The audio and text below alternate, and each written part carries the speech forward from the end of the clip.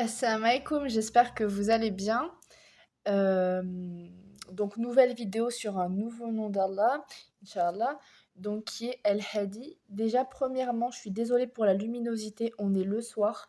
Je m'étais promis de faire une vidéo par jour, donc on est le soir, donc vous m'excuserez pour la luminosité qui n'est pas du coup la lumière du jour. Mais alhamdoulilah, j'ai une bonne nouvelle, c'est que j'ai réussi donc à avoir deux nouveaux livres. Je vous avais promis que je chercherai d'autres livres sur le sujet des noms d'Allah pour vous fournir encore plus d'informations. Donc je vais vous montrer donc les deux livres que je me suis fournis. Donc toujours d'un de mes auteurs préférés de Cheikh Abdelrazak Al-Badr, Comprendre les noms d'Allah. Donc lui, je ne vous cache rien, je ne l'ai pas encore fini, je n'ai pas encore fini de le lire. Donc je m'attelle là-dessus. De toute façon, le temps que je vous fasse d'autres noms, je l'aurai fini vu que, en fait, je l'ai déjà commencé. Je l'avais déjà commencé auparavant, mais c'est vrai que je l'avais pas fini. Donc je vais essayer, Inch'Allah, de le finir. Peut-être pour vous faciliter la tâche de d'écrire directement ce que les points clés. Et le deuxième, donc qui apparemment, lui, je n'ai pas encore commencé à le lire, mais qui apparemment est une pépite pour le sujet des noms d'Allah, c'est celui-là. La lettre palmyrienne d'Ibn Taymiyyah. Donc lui, je l'ai pas du tout commencé. C'est vrai que, en fait, je l'avais dans mon... En fait, je faisais mes recherches, pour vous dire la vérité, je faisais mes recherches donc pour des livres plus précis. Et en fait, je suis tombée sur ce livre et j'ai dit, mais ce livre me dit quelque chose.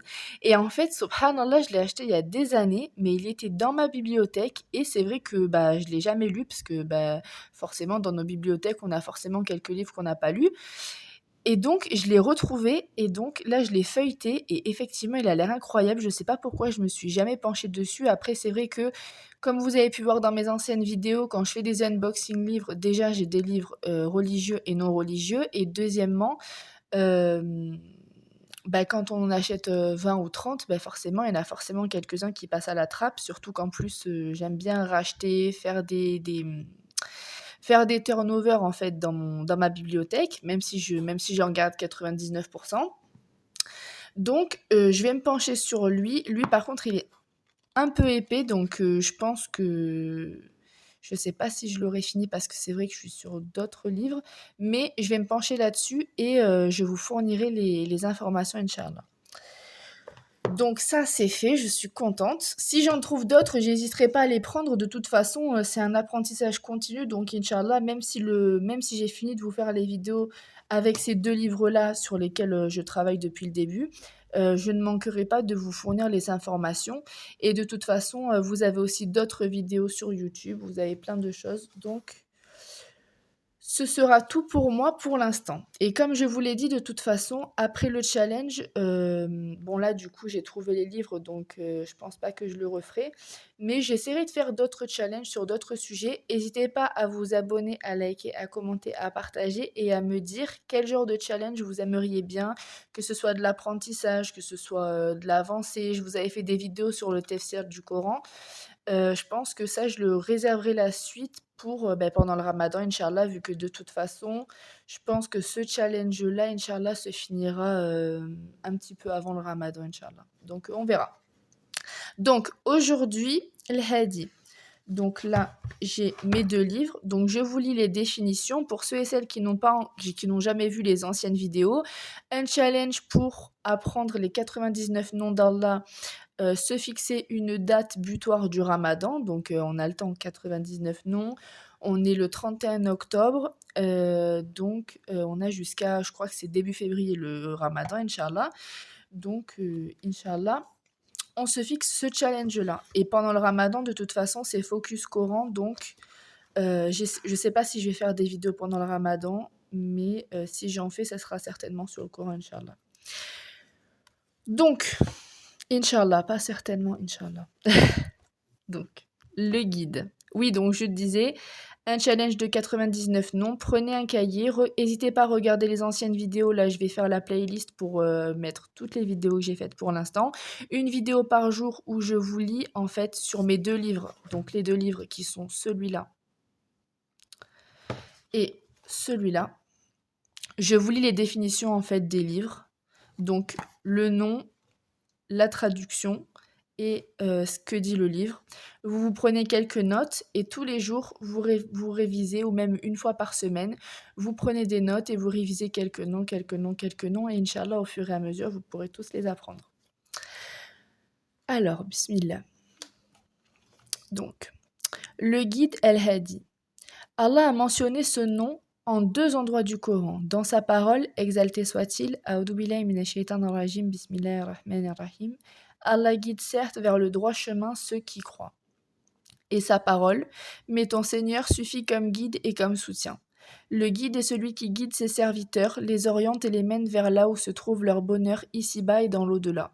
Il est celui dont, par sa guidée, les alliés prennent le bon chemin vers son obéissance et son agrément, et il est celui par la guidée duquel les animaux sont orientés vers leur bien et sont protégés contre ceux qui leur causent du mal. Allah est donc celui qui créa les créatures et les guida, celui qui a créé et agencé harmonieusement, qui a décrété et guidé. Il les a guidés d'une guidée générale vers leurs intérêts. Il a fait que soit préparé ce jour pourquoi ils ont été créés, et il les a guidés d'une guidée de clarification. Il révéla les livres et envoya les messagers et légiféra les législations et les règles, le licite et l'illicite. Il montra les fondements de la religion et ses branches. Il guida vers et montra le droit chemin qui mène à son agrément et sa récompense. Il clarifia les autres voies pour que les serviteurs soient avertis contre elles. Il guide ses serviteurs croyants vers une guidée au succès de la foi et de l'obéissance, et les guida vers leur demeure au paradis, tout comme il les guida ici-bas à faire les causes de cela et à emprunter ses voies. Son nom, le guide, englobe donc tous les types de guidés. Voilà pour celui-là. Et donc pour celui-là, donc comme je vous l'ai dit, dans celui-là, l'auteur a regroupé plusieurs noms, mais par exemple An-Nur et Ar-Rashid, je reviendrai sur cela donc dans une autre vidéo, Inch'Allah. Donc, la lumière vous voyez, en fait, on va commencer par An-Nur. Donc je pense qu'aujourd'hui, on va faire An-Nur et El-Hadi. La lumière, qui est une qualité d'Allah, est de 2 sortes. La première est concrète, elle désigne l'intense lumière attribuée à Allah. S'il dévoilait son visage, sa sublime beauté et la lumière de sa majesté consumeraient toutes les créatures comprises dans son champ de vision. On ne peut s'exprimer au sujet de cette lumière qu'en répétant cette expression prophétique qui traduit ce magnifique sens. Ainsi donc, aucune créature ne serait capable de résister devant la lumière si Allah dévoilait son visage. Si les habitants de la demeure éternelle ne jouissaient pas, grâce à Allah, d'une vie parfaite et d'une aide divine, ils n'auraient jamais pu voir le magnifique Seigneur. Toutes les lumières du monde céleste proviennent de la sienne. Plus encore, l'éclat du paradis provient de sa lumière. Ce lieu de plaisir, large comme les cieux et la terre et dont seul Allah connaît l'étendue, la lumière du trône, du kursi et des paradis provient donc de la sienne, sans parler du soleil, de la lune et des autres astres. La deuxième sorte est la lumière abstraite d'Allah. Il s'agit de ce qui illumine les cœurs de ses prophètes, de son élite, de ses alliés et de ses anges, à savoir les rayons de sa connaissance et de son amour. Connaître Allah inonde de lumière les cœurs et de ses alliés croyants. Ces rayons sont proportionnels à la connaissance qu'ils ont des majestueuses qualités d'Allah et à la foi qu'ils ajoutent aux attributs de sa beauté. Ainsi, chacune de ces qualités a un effet dans leur cœur, car, en matière de connaissance, rien n'est plus élevé que de connaître le Maître, savoir qu'il représente l'ultime savoir. Or, la science utile fait rayonner les cœurs. Que dire alors de cette science qui est la plus méritoire, la plus majestueuse, et qui constitue le socle de toutes les autres?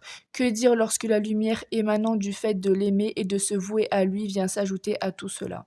Un jaillissement de lumière et de plaisir plus ravissants les uns que les autres s'épanche alors dans le cœur, jusqu'à en atteindre les plus intimes recoins. Les notions de grandeur, de majesté et de gloire font rayonner les cœurs des alliés d'Allah. S'ils reflètent la prestance, la glorification et le profond respect ressenti pour lui, les notions de beauté, d'infinie bonté et de générosité emplissent leur cœur des lumières émanant de l'amour et de l'impatience de le rencontrer.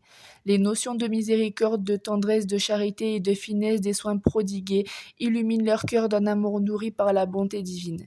Y rayonne également la reconnaissance envers Allah et les différentes louanges qui lui sont adressées.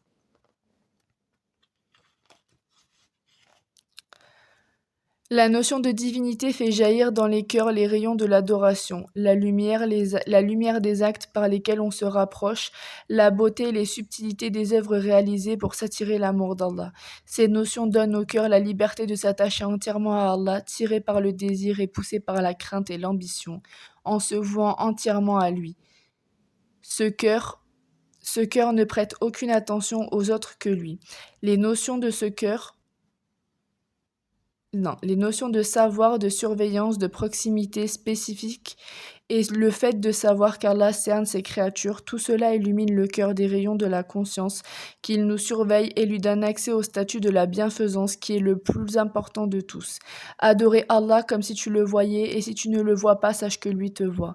Ainsi donc, chaque notion et qualité du Seigneur suffit à illuminer tout le cœur. Que dire alors lorsqu'elles sont variées et nombreuses et qu'elles irriguent les cœurs propres, sains et lucides? C'est ce genre de cœurs purs qui sont visés par la fameuse parabole, celle qu'on peut lire dans ce verset. Sa lumière est semblable à une niche où se trouve une mèche enflammée. La mèche est dans un cristal. Ce cristal ressemble à un astre brillant. Son combustible vient d'un arbre béni, d'un olivier qui n'est ni oriental ni occidental et dont l'huile semble éclairer sans même que le feu ne la touche. Lumière sur lumière, Allah guide vers sa lumière qu'il veut. La lumière qui est le sujet de la parabole est celle de la foi en Allah, en ses qualités et en ses versets. Elle est dans le cœur des croyants à l'exemple de l'éclairage cité dans ce verset, éclairage qui réunit toutes les qualités permettant un surcroît de luminosité. Cette parabole mentionne la plus intense lumière que l'on puisse connaître. Le prophète sallallahu alayhi wa sallam a d'ailleurs invoqué Allah pour obtenir cette lumière. Il dit: Seigneur, illumine mon cœur, illumine mon ouïe, illumine ma vue, illumine à ma droite, à ma gauche, au-dessus de moi, en dessous également. Fais de moi une lumière. Lorsque cette lumière inonde le cœur, elle déborde ensuite sur le visage qui s'illumine également. Les membres se soumettent de gré aux ordres d'Allah. Cette lumière du cœur est ce qui empêche l'être humain de commettre les péchés. Le prophète sallallahu alayhi wa sallam dit à ce propos: celui qui commet l'adultère ne le fait pas en étant complètement croyant.